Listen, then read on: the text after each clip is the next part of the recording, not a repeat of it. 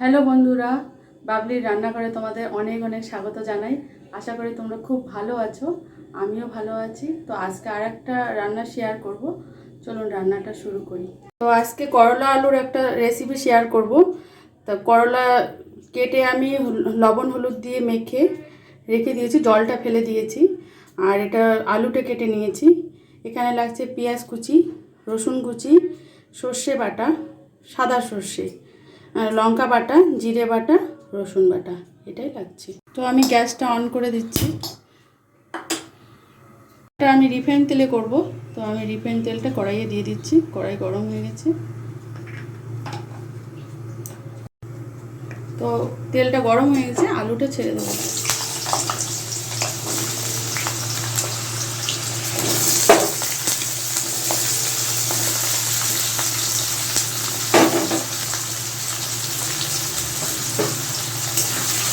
আলুটাকে ভেজে নেব। তো বন্ধুরা, আমার আলুটা ভাজা হয়ে গেছে, আলুটা নামিয়ে নিচ্ছি।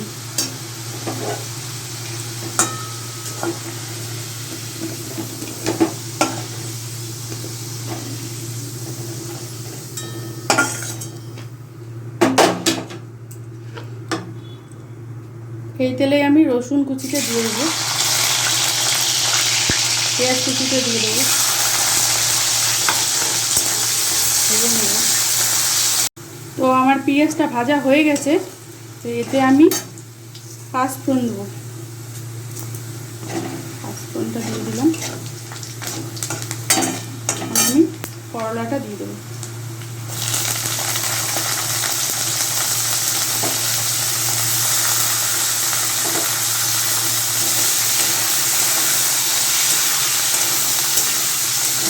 দিয়ে একটু করলাটাকে ভেজে নেব।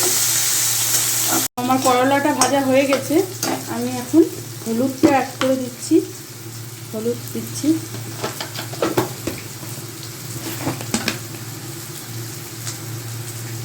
লবণ,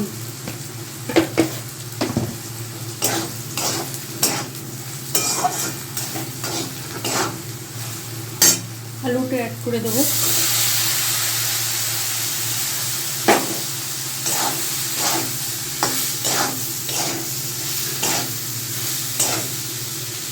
মশলাগুলো দিয়ে দিব। জিরে বাটা, রসুন বাটা, লঙ্কা বাটা,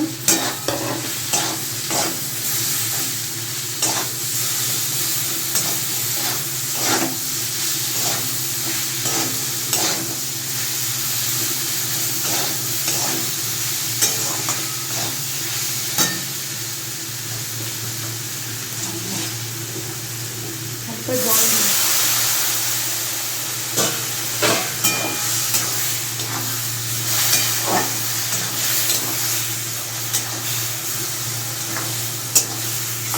একটু কষিয়ে নেব। তো আমার কষানো হয়ে গেছে, আমি সাদা সর্ষেটা অ্যাড করে দিচ্ছি।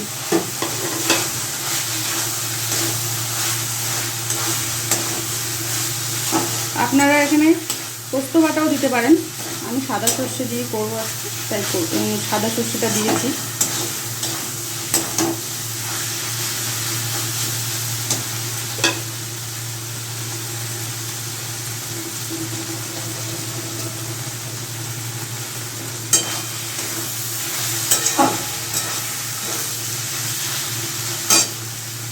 জল অ্যাড করে দিচ্ছি।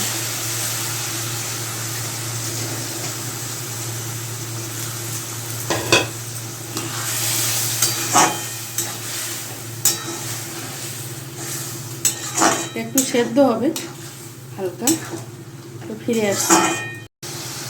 তো জলটা আমার টেনে এসছে, দেখুন টেনে এসছে। সেদ্ধটা দিচ্ছি, সেদ্ধও হয়ে গেছে।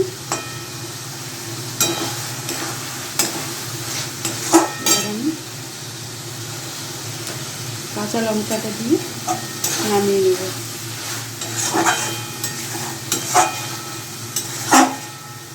নামিয়ে নিয়ে ফিরে আসছি। তো বন্ধুরা, আমি রান্নাটা নামিয়ে নিয়েছি। এই রেসিপিটা যদি আপনাদের ভালো লেগে থাকে, তো আমার চ্যানেলটাকে সাবস্ক্রাইব করবেন, লাইক করবেন, কমেন্ট করবেন। আর দেখা হচ্ছে পরের ভিডিওতে। ভালো থাকবেন, সুস্থ থাকবেন।